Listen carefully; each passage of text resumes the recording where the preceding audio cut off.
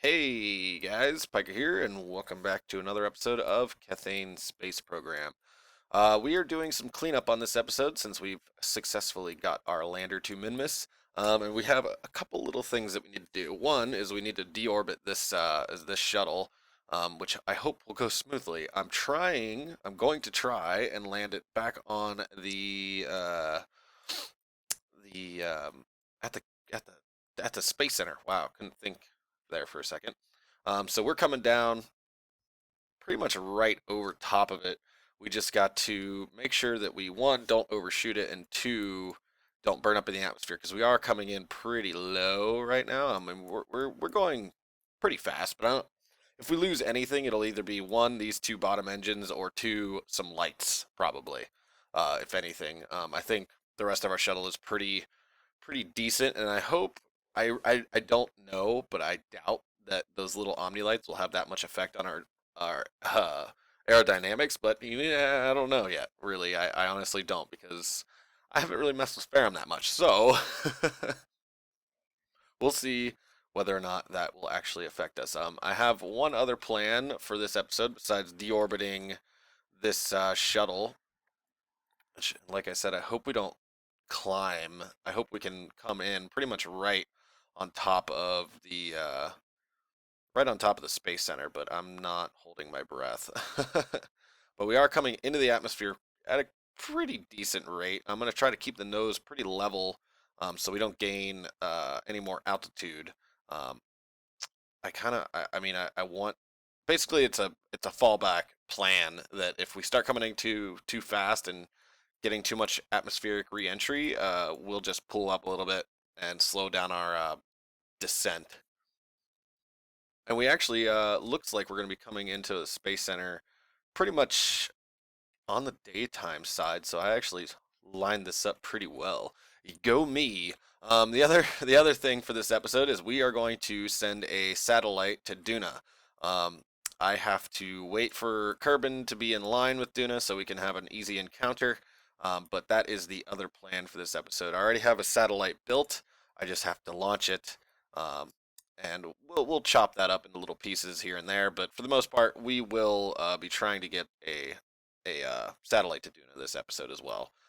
We may or may not reach Duna this episode, but we are going to start our way towards Duna with a Kethane satellite. Mainly, the whole reason is that's our next target. And because Duna is our next target, we need to send a Kethane satellite out there and see exactly what we're looking at fuel-wise.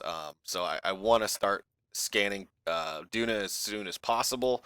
So when we do get to the point where we need to launch something to get to Duna, we can without having to wait for our Kethane satellite to actually scan the surface and find our Kethane deposits. So that's that's the main reason why I want to send a satellite out there, and then the next couple episodes after this will be exploring Minmus and getting as much science from Minmus as we possibly can, and going from there pretty much.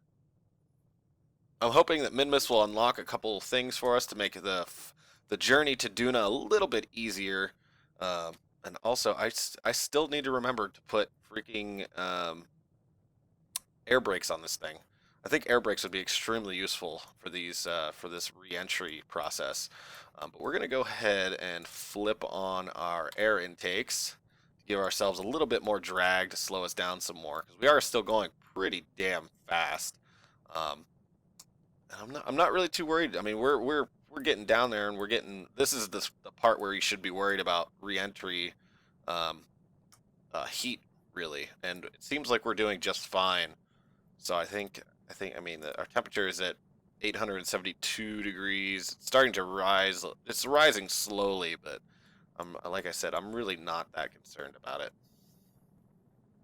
We're actually going to kill our liquid engines or our LFO engines and just kind of pretty much I'm going to try to glide to into the KS the Kerbal Space Center. We still have quite a ways to go, but if we can keep bleeding off speed like we are right now, I'm perfectly fine with the amount of heating effects that we're experiencing. I think it's less than what we experience whenever we try to get into orbit with the shuttle, which is kind of funny, but you know, oh well. But it seems like our shuttle's pretty damn good on fuel and everything, so I'm not really worried at all, honestly. We still have our cargo, which is gonna make this landing a little bit different than any other landing that I've done, because I felt like it's still almost a full tank of fuel. So I figured instead of dumping it out and letting it crash into the surface of Kerbin, we would just keep it and take it back to the Space Center to be used into a different uh, mission or such as well. Because as of recording this episode right now, it was announced that uh, version 0.24 of Kerbal Space Program will have career missions. It'll have reputation. Wow, I couldn't think of the word. Reputation and a couple other things I can't remember. But basically, they'll be introducing missions and money and cost for everything. So the next release of Kerbal Space Program is probably going to be really fun. I'm hoping that all of the developers that are working on the mods that I'm using right now will be ready for whenever 0.24 comes out, because I want to immediately transfer into 0.24. And that's also the other reason why I want to try to get to Duna as soon as possible, because I don't know exactly when 0.24 is going to be coming out, but I would like to get to Duna beforehand in case we have to completely restart our career mode, which I mean, I'm okay with. I really like going through the tech tree and gathering as much science as I do. I think it's a really fun process to me. I really like doing it. That's probably why I haven't like tried to keep sitting on one series, I guess. I don't know. I just really like. Ooh, we are starting to gather some effects here, but we're gonna start pulling up because we're not quite coming into the Space Center yet. So we're going to actually start pulling up a little bit and slowing down our descent. Which reminds me, before I even do anything else, I'm going to put air brakes and solar panels on the shuttle before I forget, because I have been forgetting to do that for a long time. So we're going to do that as soon as we land. Oh, there's the mountains right before the Kerbal Space Center, so we are looking good. And our re-entry effects are dwindling because we're not going that fast anymore, which is awesome. We should just be experiencing Mach effects now, and we're actually going to pull this up. We're going Mach 3 right now, which is pretty damn fast. So once we go down into the lowest thickness of the atmosphere, we should be experiencing some pretty hefty Mach effects. I'm actually probably going to fire up our turbogen engines now. Our intakes are open. Yes, they are open. So we should be pretty damn good. I mean, I'm not going to fire those engines until I absolutely need them. I think we'll be fine to just glide right over these mountains. If not, I'll just throw the engines on and pull up, and then we'll come in for a nice, hopefully soft landing on the landing strip at the Kerbal Space Center. Oh, electric charge is running out. Oh, that's all right. Let's kill our lights because it's daytime. We don't need those lights running. Should help at least a little bit with our electric charge. And as soon as we fire our turbogen engines up again, which I'm going to do right now, should start recharging our batteries, and it is. We're going to keep our engines running a little bit. We're not going to try to gain too much velocity. We're pretty much going to keep steady at where we're at right now, and then we're going to hopefully land safely at the Space Center. I'm hoping that we're going to line up pretty damn well, and I won't really have to do any correction turns to get to a straight landing. But I do need to pitch up. Like, stop. Just stop going down. We're at a decent altitude. I'm not really too worried about losing altitude now. So we're keeping a pretty steady speed. Sweet. Let's see if we can keep level here so I can time accelerate without this thing exploding.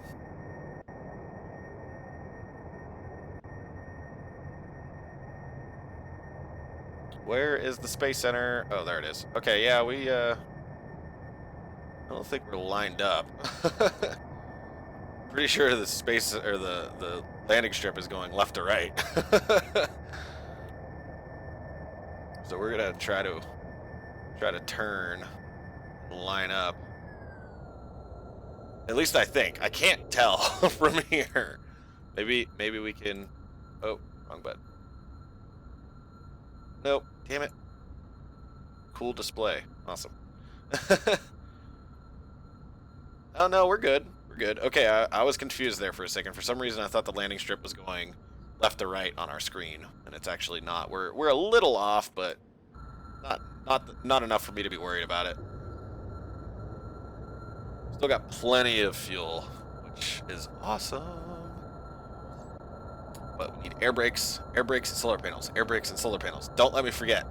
Do not let me forget that. This episode, hell, is running quite a long time. I wasn't expecting it to take this long to land. I always want to show you guys the re-entry effects with the re-entry with the shuttle and the landing with the shuttle, because it's probably the funniest / most likely to go horrifically wrong part of the shuttle. Which is why I like showing the landing more than anything. I mean, I guess I could speed it up and do post editing and commentary, and then just keep the live commentary for the actual landing. I think I'll do that from now on. But this episode, sorry, I didn't think of it until just now. Okay, we need to start coming down. We are pretty well lined up, so let's put our gears down. Those will create a little bit extra drag for us. Those engines need to shut off.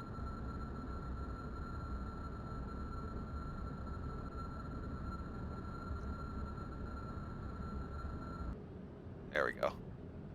A little bit more quiet. I might have to light those engines back up, though. Little bit of correction. Start pulling up, because we are coming down now. This could go horrifically wrong. I haven't done this in a while, so this might go horribly. Oh, the ground is coming up close. Let's fire these engines back up.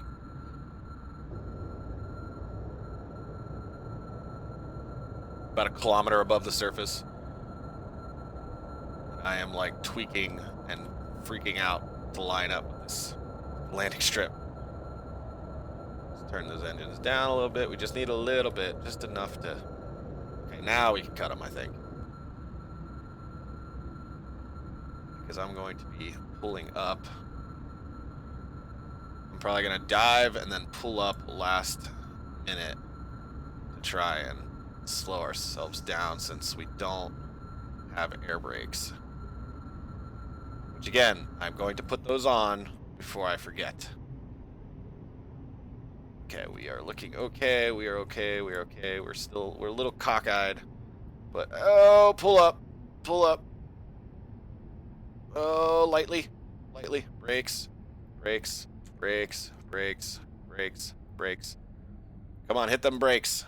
Hit them brakes. Brakes! Before we go out the side. There we are. Awesome. Successful landing for the second successful landing for the Sycamore version 1. I love the shuttle. Alright, I'm going to put air brakes on this thing and some solar panels, and I will meet you guys on the launch pad for our Kethane satellite to Duna. So I'll see you in a second. Alright guys, we're on the launch pad, and this is the Kethane Satellite V3. It is version 3, obviously. We've got the vanilla KSP SRBs on there. We got vanilla booster stage. We've got another stage to get us to Duna, and then we have our satellite up in this nose cone, which you will see as soon as we get into orbit. So let's go ahead and do that. Let's go for it. I hope that this is symmetrical so it doesn't decide to explode or break apart as we launch into orbit.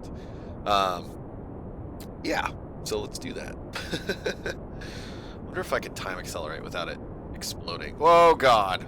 Yeah, no, that's not a good idea. Let's not do that. That frightened me. That was funny.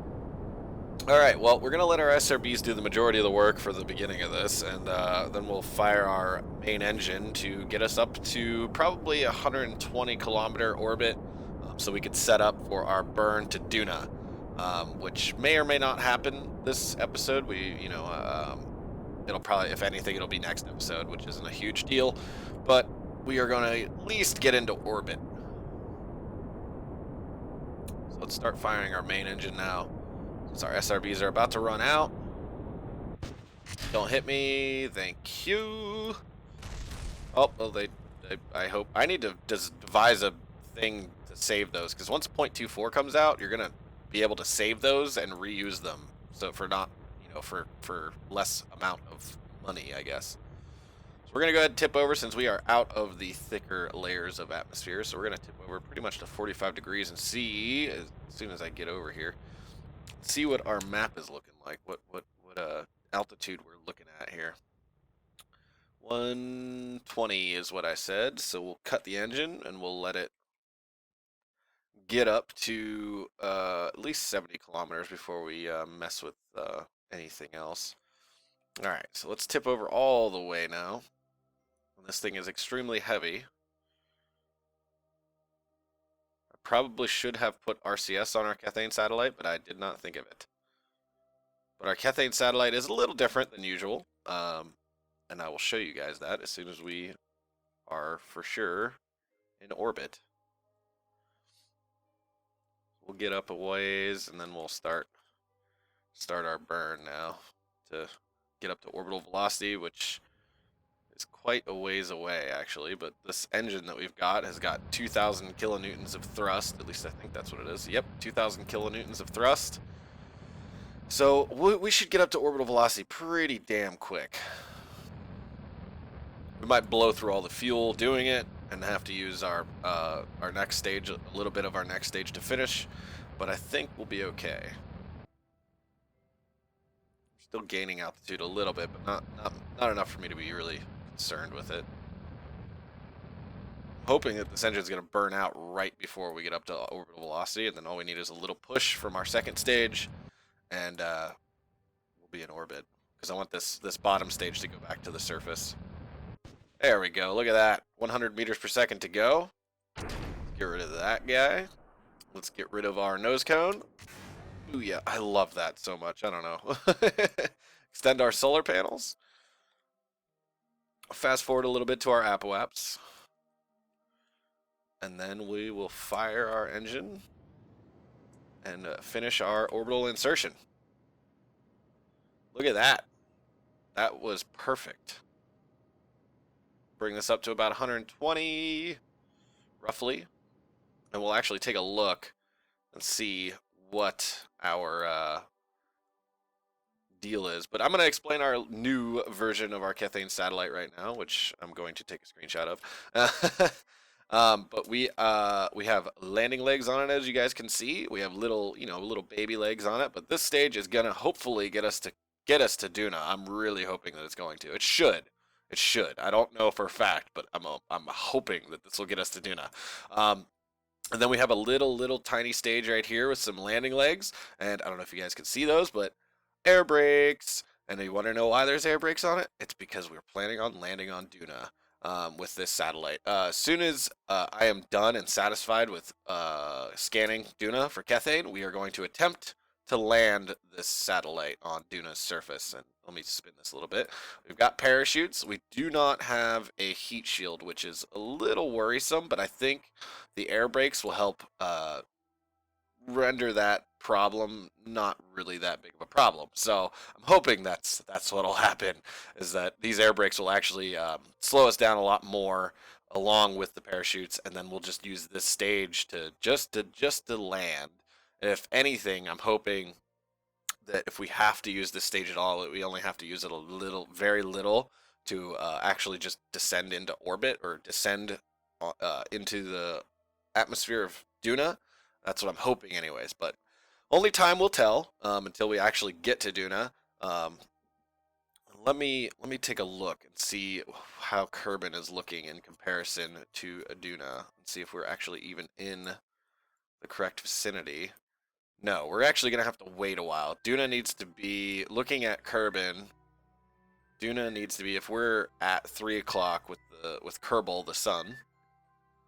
Oh, my alarm's going off. If we're at 3 o'clock with the sun or Kerbal, I think that's the name of the sun in the Kerbin's universe is Kerbal, or with a BOL instead of ERL. Duna needs to be pretty much at like 2 o'clock, like right about here. It needs to be almost a 45-degree angle in between the two for us to have a successful um, encounter with Duna. So we're gonna actually have to wait a couple orbits and hopefully line up with Duna. We actually should be lining up with it pretty quickly. So if we fast forward, since we're on a smaller orbit, we're going faster than Duna is going. Kerbin is going faster than Duna is going around the sun. So we should be able to catch up with Duna pretty quickly. It might take a couple orbits, but I think we'll be fine.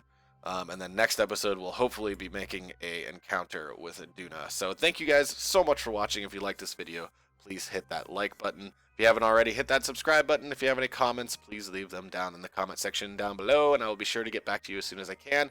And thank you all so much for watching, and I will see you all next time.